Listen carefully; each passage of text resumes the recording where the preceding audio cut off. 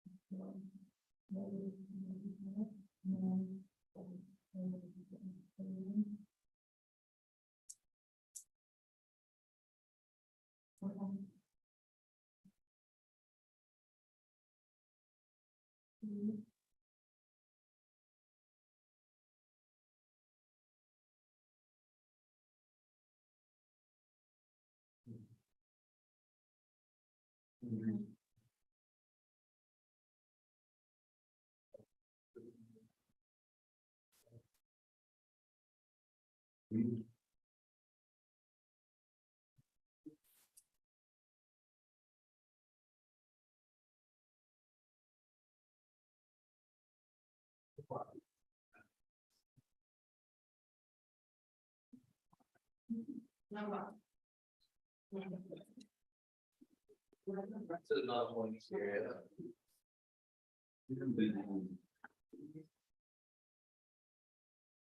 you get them? Can't you find all this?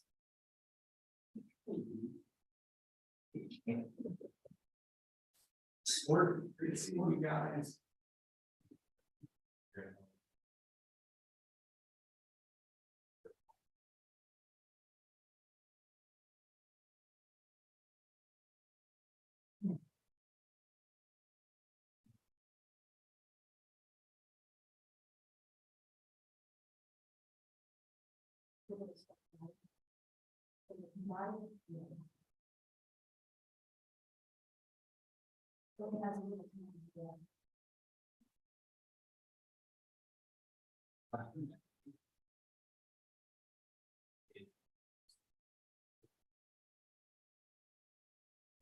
I know this was out about the first. This was my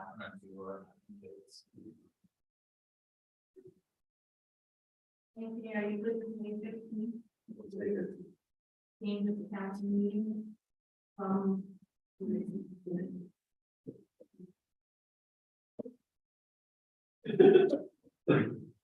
Sure.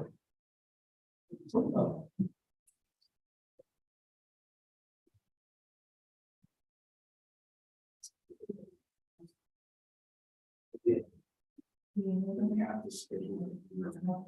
I did see something about that. Yeah, it says like you order the session.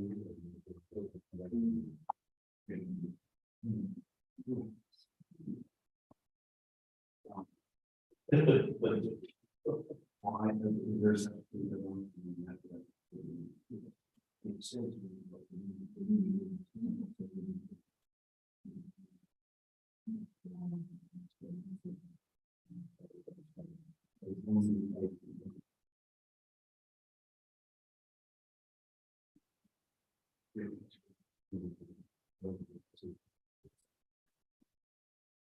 Right?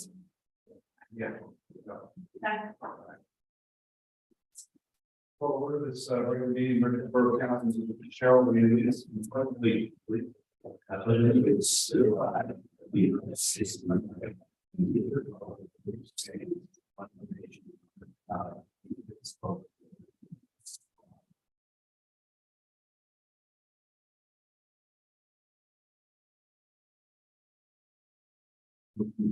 Doing the moment of silence again.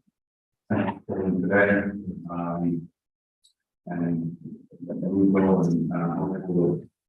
comments on soon the motor, our children need it. The dreaming when the silence was false lives.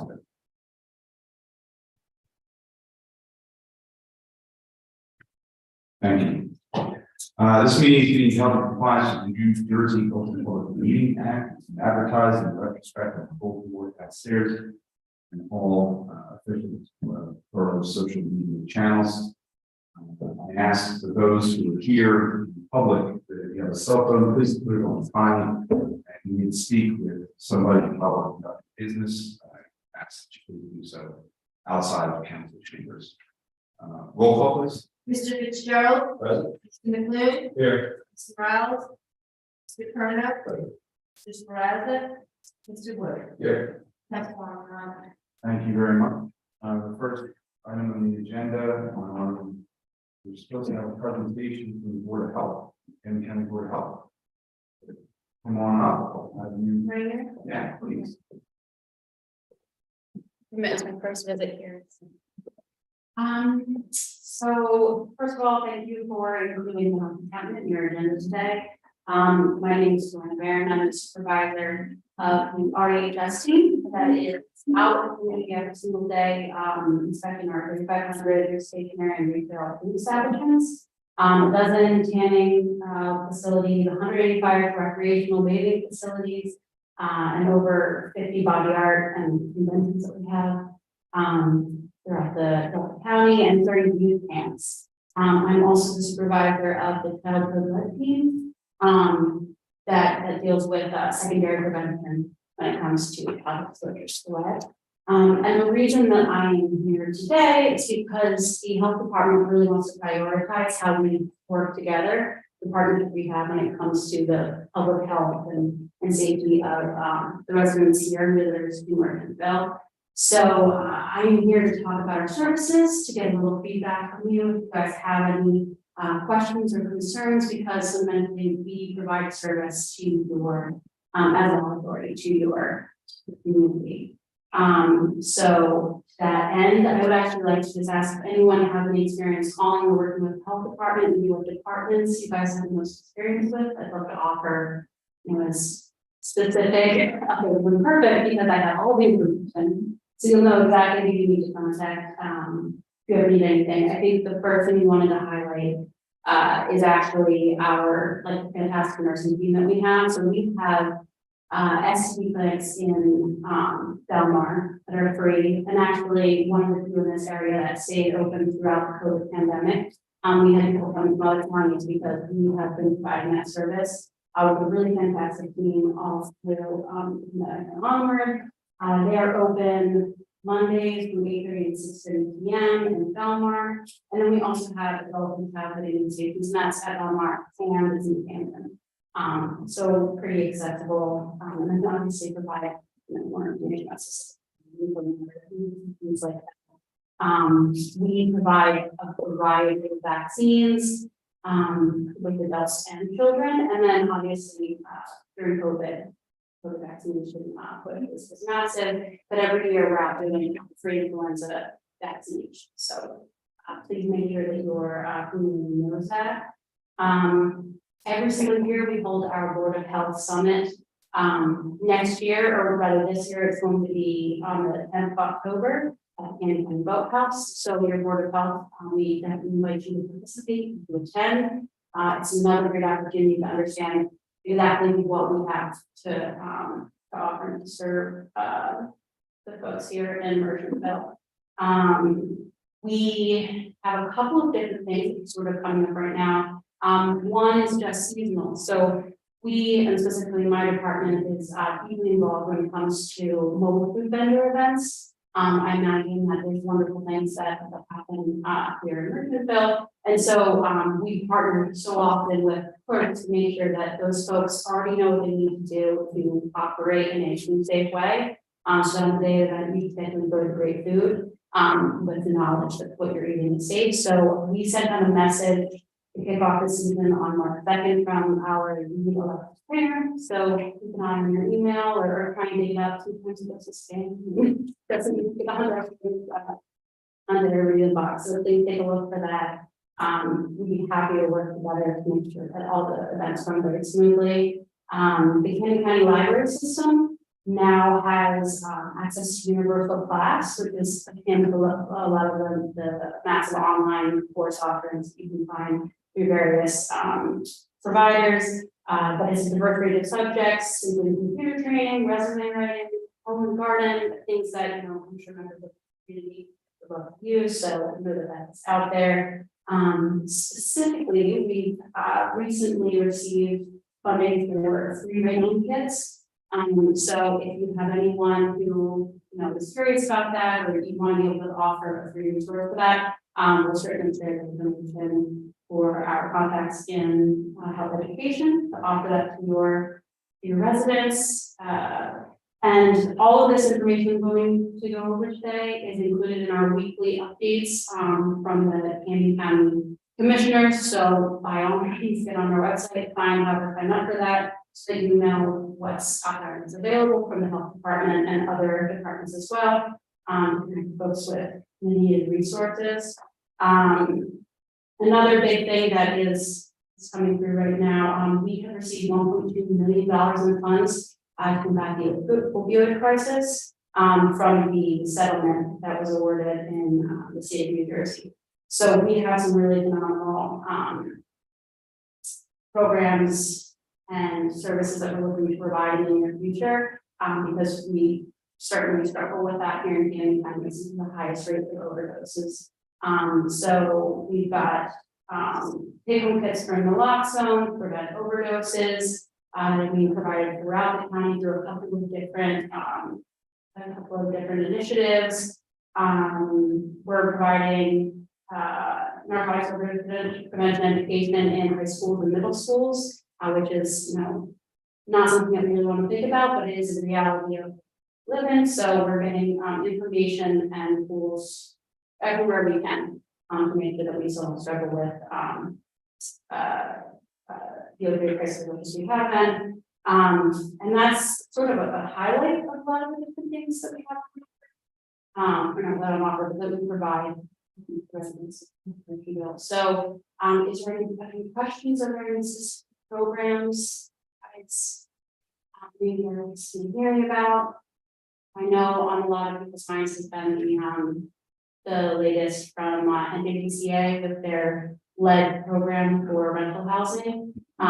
So we have been doing as much outreach as we possibly can around that, because it has put a lot of responsibility on the municipalities. It is coming from a lead background. It's exciting we're finally doing primary prevention in New Jersey, but obviously it's a huge ask. And we did send out a message about HUD funds that are available to help support municipalities that are doing those inspections. So take a look at your email, and if you haven't seen it come through, please feel free to reach out to me. I believe my contact information is provided by Lynn Rossner when this was set up. So I don't hesitate to reach out. Happy to do a little outreach, even if it's not our territory there.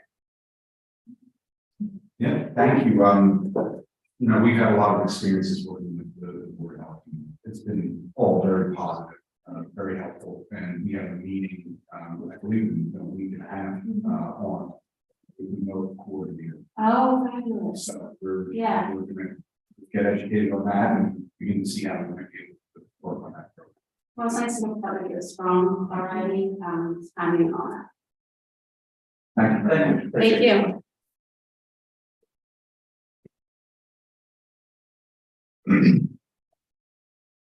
Okay.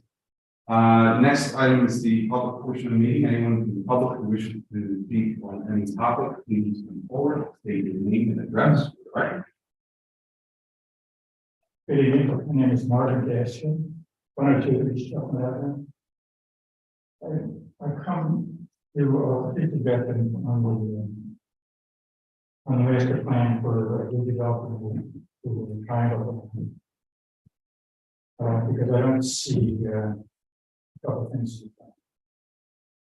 And I should warn you first that people who are into their 80s have two. One is a retrograde of cognitive development down to the 5th grade level, and the other is a history which may or may not to take those into consideration. The one suggestion is for moving the proposed cross walk from that little triangle railings, which is proposed now to extend over to the other side of the development. It's close to the intersection. It's maybe 35 feet, and vehicles coming around that corner do not slow down. And after good reason why, mainly because the angle is too large, so they don't need to slow down. And the problem with making that turn is that the drivers can see the island, so they can see any pedestrian who is crossing over each step. But the driver cannot see pedestrians on the sidewalk who would be heading onto the island. And another distraction is ahead, that's another 12 feet, is a yield sign, and they would need to be looking out to their left to see if there's any traffic coming across that they would have to yield to. I propose, and it happens to be my residence front, moving that crosswalk down another 12 feet. That gives more stopping time. You know that stopping distance, 20 miles an hour, is going to be the square of the speed, divided by 20. And so that would give an opportunity for the drivers to stop before reaching the pedestrian crossing. The other suggestion relates back to the U.S. Geological Survey of our aquifer, which they revisit every 5 years. And in the 90s, I don't remember which study it was, but it was in the early 90s or mid 90s. The survey described how critical one particular aquifer was to the to recharging the aquifer. And that was looking. Since the 90s, we've been asphalting over or cementing over part of that aquifer. It's made an estimate of the area that lost, the percolation area lost just for the trail. And that's came out to approximately 750,000 gallons, which is the size of some of our tanks. If possible, council has the authority in proceeding with the street development to consider porous asphalt, porous concrete that would alleviate the problems. The fenced off and aquifer is at the surface. And the problem with that is contamination of the Delaware River now and surface contaminants. So that makes Mercantille's very important for recharging aquifer. And there's another problem that is, I don't know if you're familiar with the Borough airport. Next to it was a waste facility for the city. And the survey discovered that there's a huge plume of hydrocarbons, all that sewage that seep down into the aquifer and is now working its way into the Delaware River, heading for King County. So if we could do our share, which is not much, considering using porous materials, at least, then we could feel better. Thank you. Thank you. With regard to the first issue, you raised the crosswalk area. We had a meeting, and I know downstairs when you walk in, you can see the sort of redevelopment area that includes the improvements that Camden County will be making to East Park Avenue. And that intersection came up predictably when the county engineer asked, what about this intersection? The idea of the roundabout, which has been bandied about at times over the last decade plus, came up. There's no funding that we have currently to be able to do that. But making it more safe, I think, is definitely the intent of the design at some point. So we're going to work with them to try to make it safer. If you could do me a favor, because I tried to listen to what you, could you just do it, sketch out a little drawing and send it to the press about what you're proposing in that area? Sure. That way we can share with the county engineer, they can discuss, maybe that makes sense, maybe it doesn't, for whatever reason. Thank you. Thank you. Public, we come forward, state your name and address, please. Thank you. I'm Sharon Finlayson. I live at 218 Bowling Street. And I'm here to make you aware of a really serious issue that I think has the potential to become dangerous in our neighborhood. We now have 5 foxes living in our neighborhood. That includes, we see them going all the way to Bowling for the school. They're up Springfield. We go up and down Morris. I've talked to people who are actually at the Pennsauken line, past the first house, the Pennsauken. They've been in this backyard, they're in the neighbors behind backyard.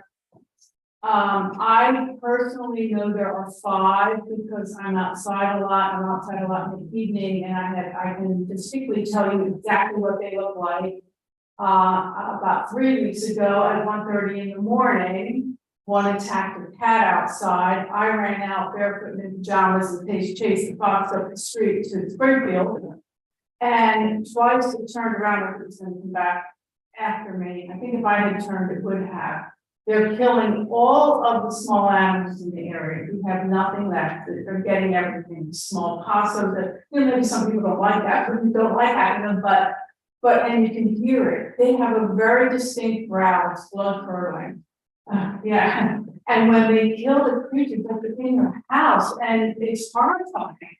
And, I initially discovered the growl of the fox because it was in my driveway next to my car, and I didn't realize that. I thought there was a possum out there, like giving another possum a hard time, and I went out to stop it, and it was the fox with a creature in its mouth. They are seen during the day. I've had a number of people tell me, some people are very impressed with the fact that they can see a fox during the day, not realizing that the fox is hungry and they're wild. Child walking down the street with a peanut butter sandwich or in the backyard, who knows? I really think that it's incumbent upon the township to hire a qualified trapper, not someone who's going to take the neighborhood dogs and cats, someone who knows the difference, and you know, maybe relocate them. I'm certainly not an advocate for killing them, but we're not Morton State Forest. We're a town and we're a suburb, and this is getting out of control. We have seen them on Bowling Street. We saw one. It was the same one over the last couple of summers. Now all of a sudden we have 5. And 2 of them, 2 smaller ones, are actually running together, which makes me a little nervous. They were in my backyard. Again, in the night, heard them carrying on, and they had a small raccoon trap. So this is not ordinary suburban, oh gee, we love wildlife, squirrels and possums and things. This is something that could become dangerous. Someone running, you know, whatever, I saved the cat, and that was attacking. It was on top of the cat. It was on top, and it was a big cat. I know they go after kittens, and I know they'll go after other things. What is to blame? I'm guessing it's building on every square inch of New Jersey, including, I think a lot is because of the construction over at Wegmans. You know, that used to be all natural and forested. It doesn't matter, you know, what the cost, the issue is there, and I think it's becoming very serious. And I mean, I would expect the township to be able to find a qualified trapper.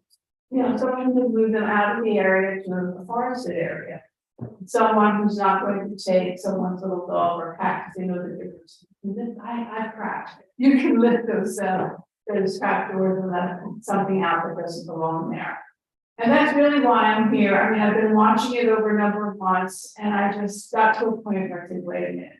I'm running out of barefoot at 1:30 in the morning to save an animal that's going to be torn apart by these foxes. It's not a good situation. And then just in relative to what this gentleman was talking about, I have a question that maybe you or he or someone could answer. It is my understanding that the wells for Pennsauken water are shallower wells. They are not deep aquifer wells. Okay, there was a time when they were more shallow, right? They were more susceptible to no. Are you on work? Yeah. Okay, good. Oh, well then good. You have a card? Then I can follow.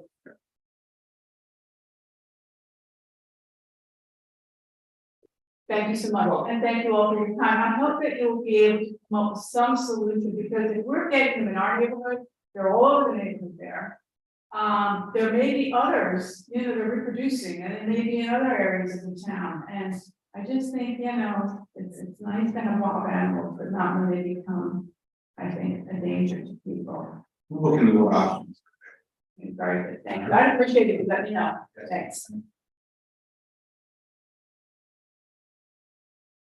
Any other members of the public who wish to come forward to speak on any topic? Okay, hearing none, we'll close the public portion of the meeting. We'll move on to the approval of the minutes. We have the February 13th, 2023 minutes, and everybody can see this evening is eligible to vote on this. So, second. First, Mr. Woods, second, Mr. Hunt, all in favor? Opposed? Thank you very much. Next item, engineer, report. Mr. Lee, good evening, how are you? Hey, Mr. Mayor, thank you. I'll go ahead and do this late project first, 2021. We'll respond to the final inspection from DOT. Something I've always been to the final version for that. 2022, we resubmitted the project application form at the last meeting, so we're just going to get the approval. Construction, probably some fall. 2023, we have survey scheduled this week, to get the data put together.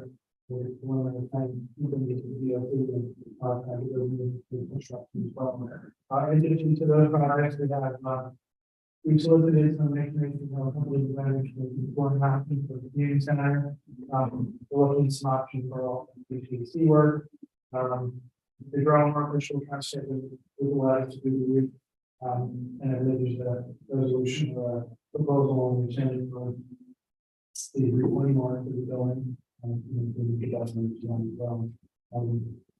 Lastly, we discussed the TRA someone the grant application. I'll have that before the next meeting, so we get that to the issue. That will be 25,000 for the TRAs.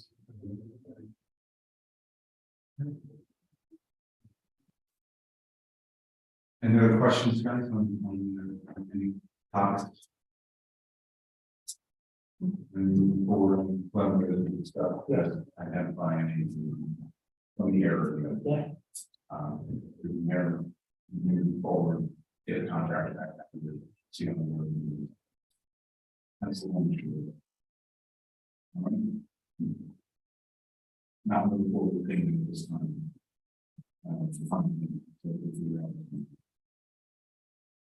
All right. Thank you, Tom. Thank you. Any correspondence? No. No correspondence. Council reports.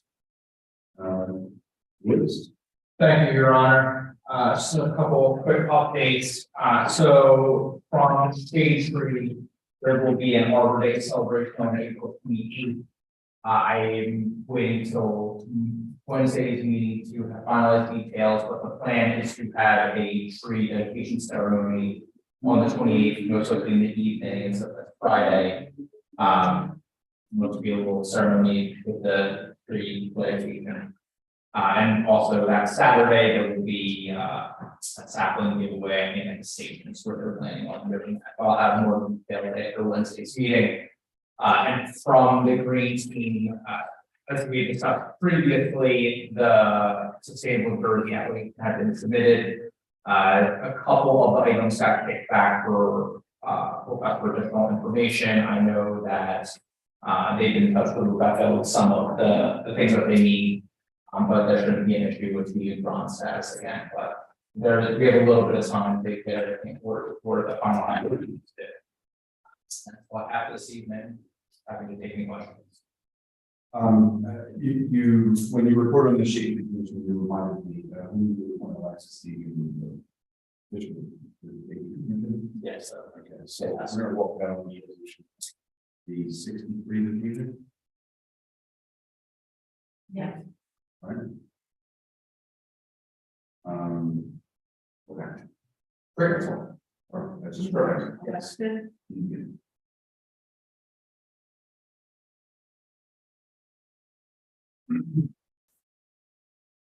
Thank you, Mr. Fitzgerald. Thank you, Your Honor. Board of Ed met on March 20th, nothing of note mentioned during that meeting. Their next one is scheduled on a different date than normal, on the fourth Thursday of the meeting, April 25th. I had an opportunity to meet with our new OEM coordinator on the 24th of last month.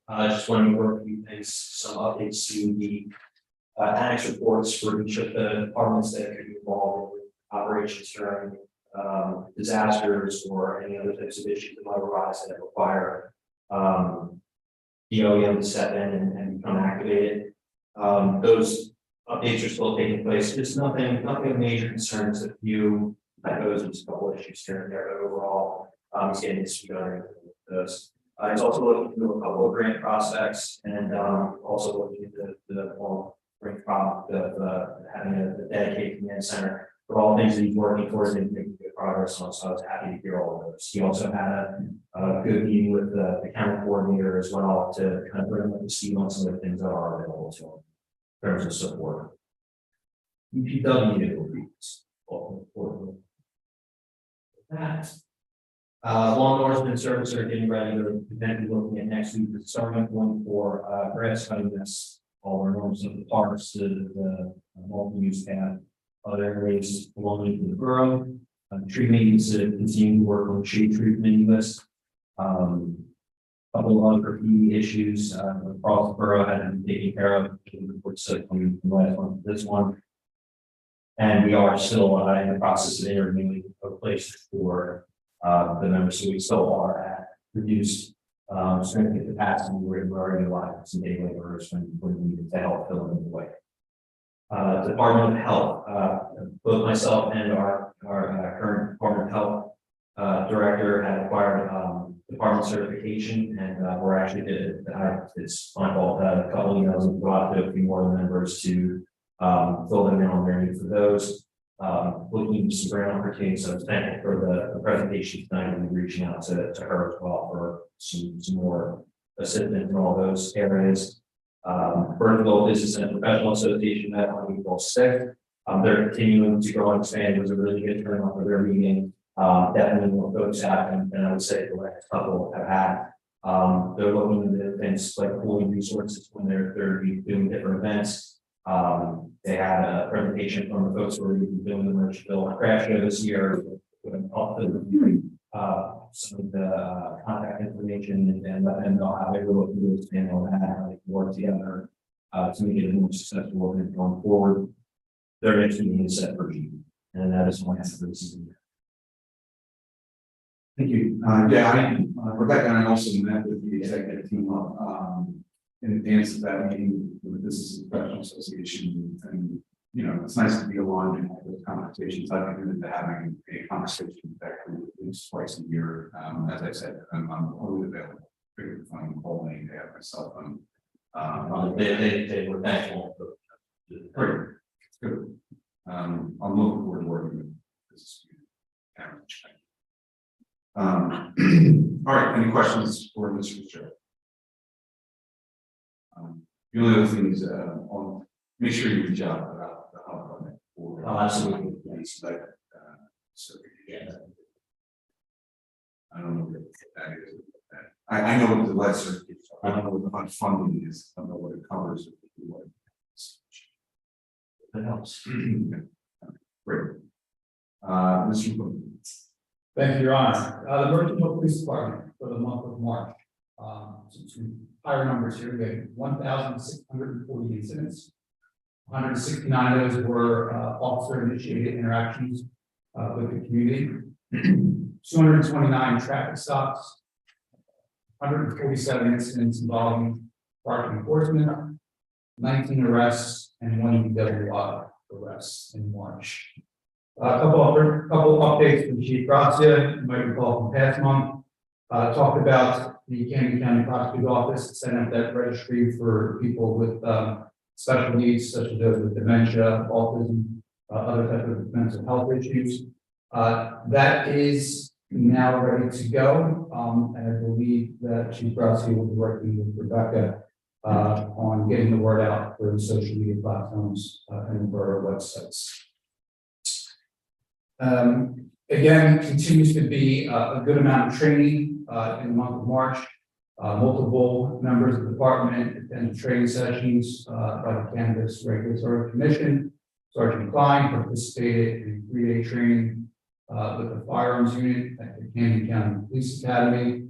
Lieutenant Calloway attended a class regarding updates and further training for department resiliency police officers. And again, all in all, this year, the police department is on course, on target for over 1,000 hours of training in 2023. Last thing I just wanted to share, recall from last month, talked about the study that the Commercial Police Department did based on a concern from a resident on, Maple Terrace and Locust. A similar study was done in March, at Hamilton Avenue and Myrtle Avenue. In about 39 hours of enforcement, there was a total of 3 violations during the time, 2 warnings, 1 citation. And again, for the month of April, the department will be conducting a similar study at a different intersection in town. I won't give it away. But I drive by it every day. So, that's the. Oh, I mean. And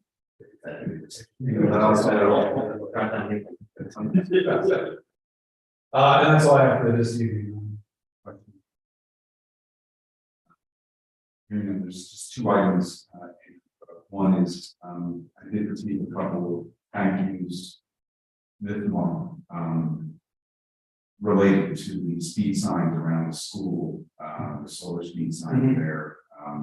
People who live in that area, on both sides, both on Center and Chapel, made it a point to thank me for those efforts. So please let the chief know, and you know, clearly all of that enforcement is important. It's definitely had an impact on the way people are driving around the school, which is good.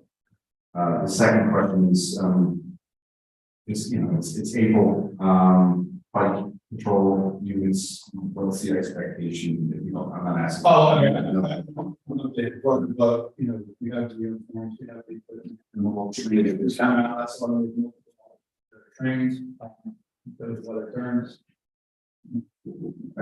Yeah, but I'll Great.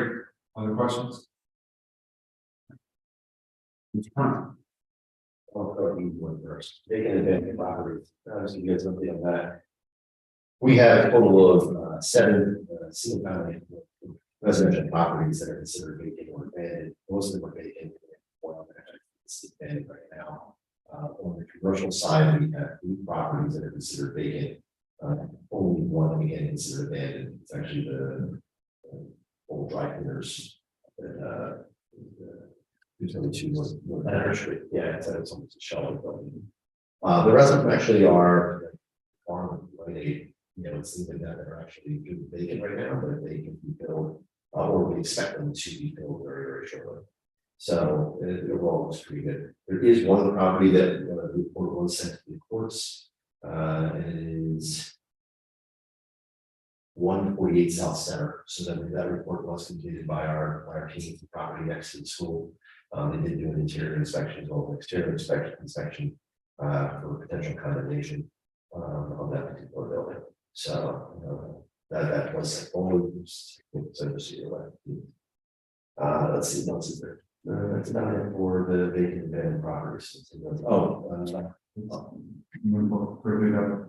Yeah, so there's one addition. So the one abandoned property we have listed is 11 West Walnut. West, 11 West Walnut. So that was listed as abandoned. The property owner is appealing their decision by the borough. That appeal comes to council for the hearing, and so we need to have that next 7 days. What's the notice requirement, Mr. Higgins, you know, for your actually, the other thing about this, and as I'm reading the ordinance itself, you may have latitude to appoint. But it says council shall schedule a hearing. It doesn't say council shall conduct. So there may be latitude to have a hearing also, but once the hearing is, once the date is established. Perhaps. Once the date is established, you have to make it. Is there a requirement on the period of notice, 30 days? And I mean, you know, when the hearing notice has to be in advance by any period of time? There's no indication in terms of how much time it is that we can go the hearing date itself. Basically, that 30 days from receipt or 40 days from the date the notice was published on the property. That's when we have to schedule it. So, let's get some clarification. I would schedule for the already have a meeting date scheduled that night. We did this as one of the first items. Or 24th, I keep calling it. No, the next meeting is not on city though. We would have it, we could maybe have it at 6:30, 7. I would do it at 6:30.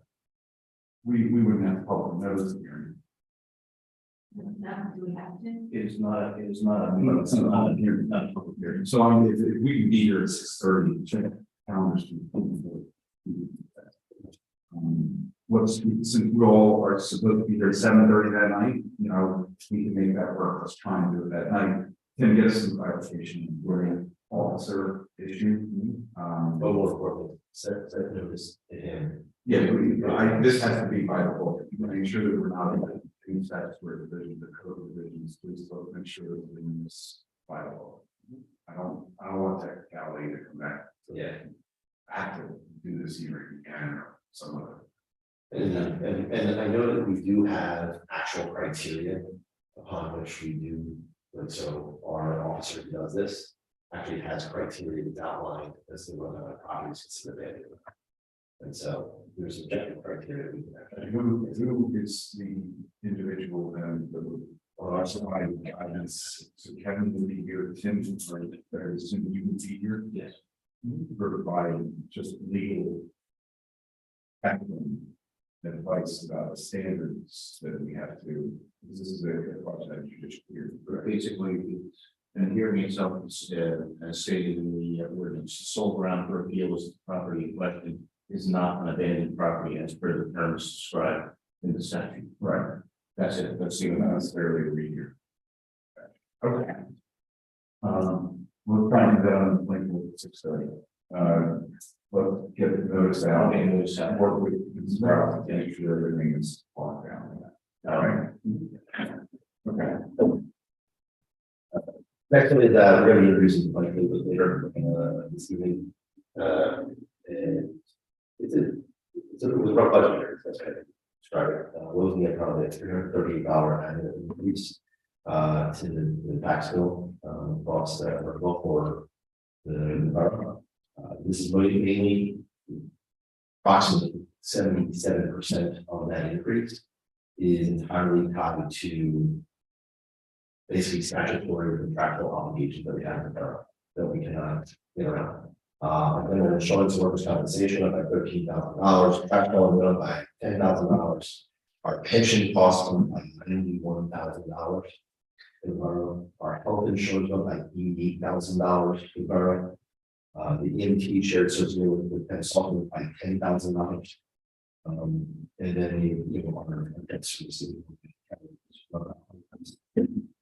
So in total, it's like $322,000.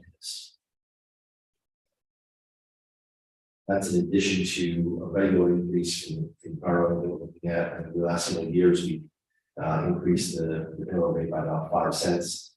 4 to 5 cents, trying to hold that range. We would be doing the same thing in this particular year, except for the statutory increases will add a substantial amount to the budget.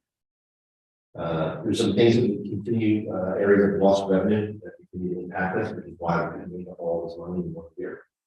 So it's a combination of all these costs going up as well as revenue going down. Fees and permits are continuing down. Specifically, we lost about $40,000 this last budget year because the Abandoned and Vacant Property Act was temporarily set aside by the courts. It's now been reinstated, but we collected zero revenue last year because while that was on temporary hiatus, we didn't bring revenue.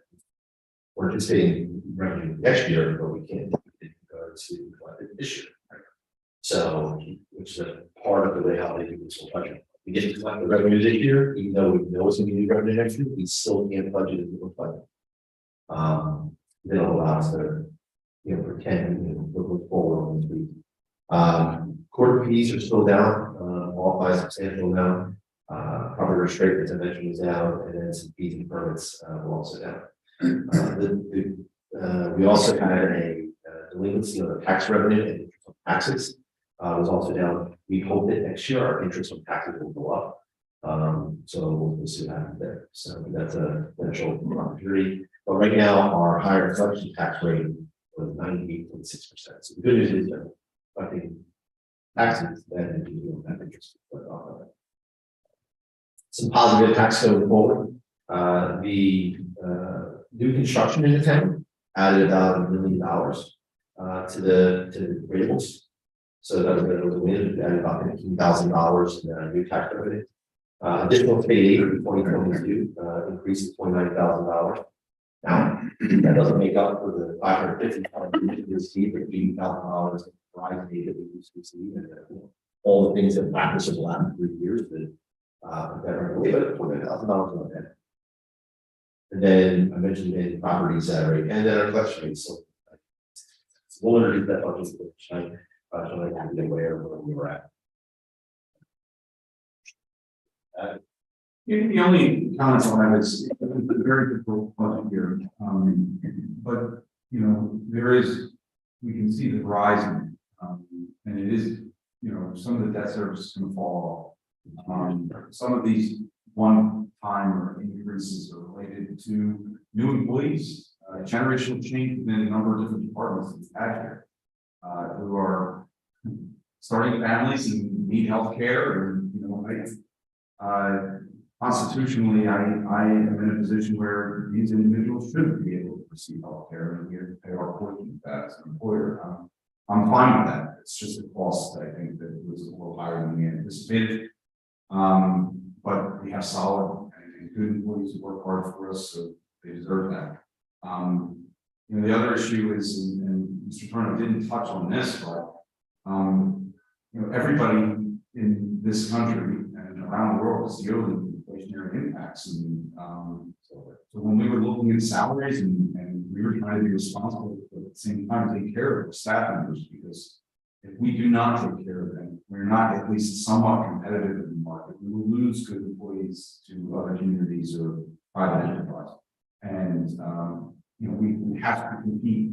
We have to make sure that we have good, hardworking people who continue to work and care about our borough.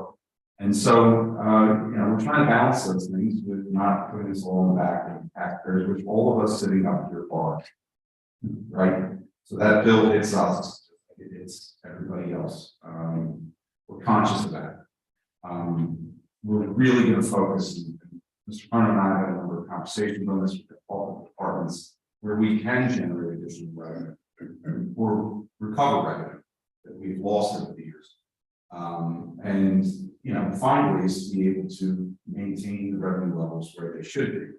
We also have, you know, on the agenda this evening for introduction is a financial agreement for the bank building, which Borough has owned for 16 years, and $0 in tax revenue on that over that period of time.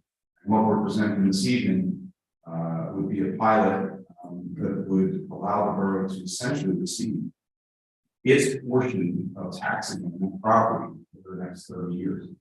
So the borough itself will not be dollars. And so we think that we're making responsible decisions there, trying to identify opportunities for revenue. And then, you know, the adult use recreational marijuana facility is on target for this late spring, early summer. And again, it's not just the revenue generator, but it is a significant revenue generator. We have the municipal tax, which we have already passed an ordinance that will place a municipal tax on any of the revenue there at the highest municipal. And we expect, you know, conservatively on an annual basis, you know, over $100,000 in tax revenue per. So these are things that will allow us to municipal budget going forward, with flexibility, as well as debt service will be dropping off in the next year. So we feel comfortable that we're doing right by our community and upholding, you know, the responsibilities that we have to run this town and do it in a responsible manner. But it was a difficult year, and I hope not to have another one of these years. You're not on. That's then my last report is actually payment of the bills. I will be presenting a resolution here today for payment of the bills of $625,146.42. Questions, Mr. Brown? Okay. We'll, end the council report. We'll move to the clerks. Thank you, Your Honor. The financial disclosure statements that are normally due by the end of April, they have a hold on them right now, due to Daniel's law and some changes at the time of confirmed. So I'll let you know as soon as anything moves forward or what the time frame is of change.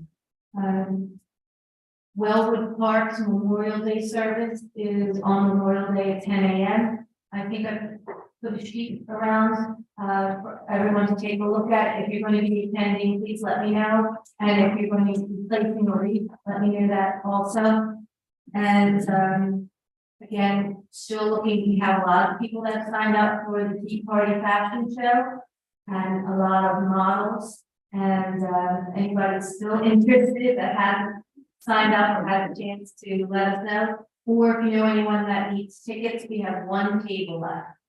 So I don't want to steal all of Rebecca's thunder, so I'll let her talk after about the other events. That's all I have. Okay, update on, park bubble, anything? Yes, we signed the contract, we have the signs on order, and we're just waiting for signs and stickers to come in, and then everything will be placed. Then we're gonna do a marketing. Marketing. And everything, so within the next few weeks, hopefully. Yeah.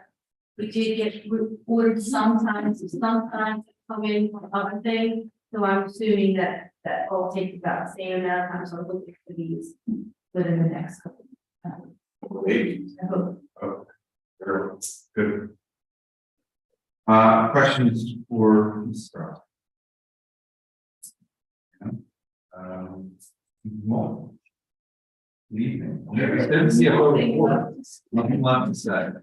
You guys, so well, I just want to thank all the departments that work with us to make adjustments within their budgets and really be clear on what their needs were and willing to make some sacrifices for some projects and initiatives that they had to get the year to where we are. So I want to just take a moment to thank them, and that's all I have. Thank you very much. Rebecca, can you go? So we're happy to welcome, some great businesses to town. Last winter, I was playing last week. Omega has finally opened their doors and it's had successful start so far. We're going to be playing on April 15th at 3 p.m. in London. We love it out of there. The Villas right next to the store on South Street. They're having their thing on April 22nd at the 11th. So it's really great to see so much movement forward in downtown that we've been waiting for a long time. Our market rate program for the businesses is in final stages and it's very well out of the future. I would say we're just marketing the application process right now. And now we will start.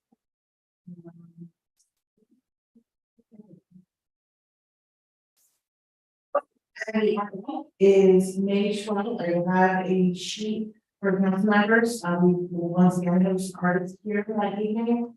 So we love, whoever's available, to to be here to greet our, residents and visitors in town and, be here with the audience.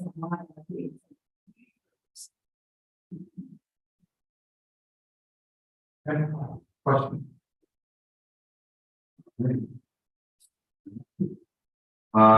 That's it for the report. We need to hold the chapter 53 public property. Mr. Borough is not here. And I know we got to move on this. Don, do you mind working with me so we can make sure that when we come on the 24th that we can have a conversation about this, because it's got to move. We're getting into that time of year and it's called for a pretty substantial amount of time.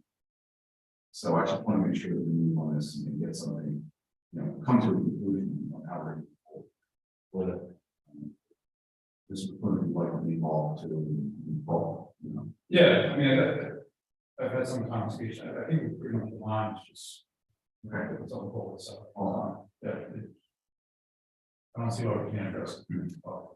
Okay. Downtown redevelopment update. Michael, you have anything else to add other than what I already spoke about?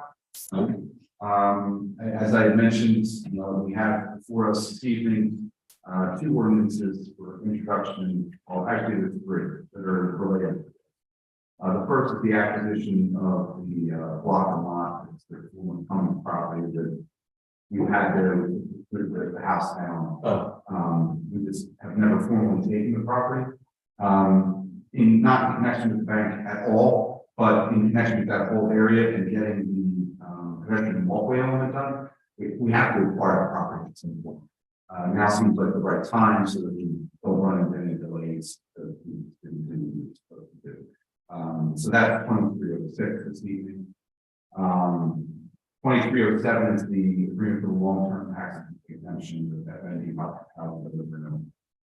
The expectation is that at the meeting on the 15th, Michael Pasquarello from FND hospitality will be here with a presentation of a more developed concept, but same concept as from before us up to now. There's been no substantial change. It's a restaurant, used to be proposed in the bank building. So he'll present that at that time. But to get this ball rolling here, as we discussed, the financial terms of the agreement are such that combine the pilot with the land lease, which is ordinance 2308, will provide, as I said, the same amount of revenue for 30 years. The borough would receive with ad valorem taxes, the borough portion of ad valorem taxes. Let me be very clear about that. Because this is not a student generating or child generating property, the bank buildings and restaurants, commercial property. We felt that was an appropriate pilot agreement. The FNB hospitality and then nothing not hospitable in discussions about the board ready and willing to make a commitment to the borough, which is something that so. That is the update on the redevelopment area. And as I mentioned, those ordinances are on the agenda for first reading this evening. All right, into new business. We have a number of resolutions here to be read by the consent agenda. Are we okay with council doing them as a consent agenda? Yes. Seeing no objection, no, and we're going to add in 2363 appointing Alexis Deegan as commercial state commission part of that consent agenda. Okay, that's 63, 62. 53 and 62 is the bill. Oh, yeah. I don't always catch it. Resolution 2353 introducing the 2023 budget. Resolution 2353 approving shared service agreement for the chief financial officer. Resolution 2354 approving shared service agreement for tax collector. Resolution 2355 dissolve shared service agreement with Collins construction and building official. Resolution 2356 appoint construction official and building site official. Resolution 2357 approve advance to public event. Resolution 2358 sustainable New Jersey support pledge. Resolution 2359 approve engineer for repair and design services for Hall. Resolution 23-60 approve payments to be free for DPW roof replacement. Resolution 23-61 public law 2017 chapter 93 governing body resolution. And resolution 23-63 appointing the last in commercial real estate committee. Do I have a motion? So second. With the first second. Roll call, please. Mr. Fitzgerald. Aye. Mr. McLean. Yes. Mr. Yes. Mr. Yes. Okay. We'll go through can I do these as a consent agenda, the ordinances? Okay. As I mentioned before, we have a number of ordinances that are ready for introduction on first reading this evening. These ordinances will be considered for adoption in public hearing, which is held on the 15th, at the May 15th council meeting. Ordinance 23-06, acquisition of certain land by the borough of Merchantville. resolution, or excuse me, ordinance 2307, an agreement for long-term tax exemption at NB Hospitality Urban Renewal. Ordinance 23-08, authorized private lease block 29 lots 2 and 6 and 14, also known as 9, 13, and 15 South Center Street. And ordinance 23-09, salary ordinance. Do I have a motion to move? Second. On the first, second, Mr. Woods, roll call, please. Mr. Fitzgerald. Aye. Mr. McLean. Yes. Mr. Turner. Yes. Mr. Woods. Yes. Very much. Mr. Turner, financial reports. At this time, I'll review appropriations, 23-62. Amount of $625,100 for payment of our bills. And first or second, Mr. Woods, roll call, please. Mr. Fitzgerald. Mr. McLean. Yes. Mr. Turner. Yes. Mr. Woods. Yes.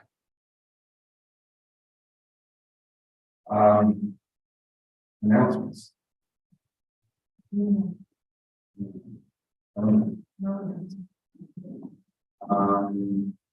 Nothing for private sector this evening. I'll actually work through them. Second, all in favor? Opposed, abstentions. Meeting adjourned. Thank you, everybody.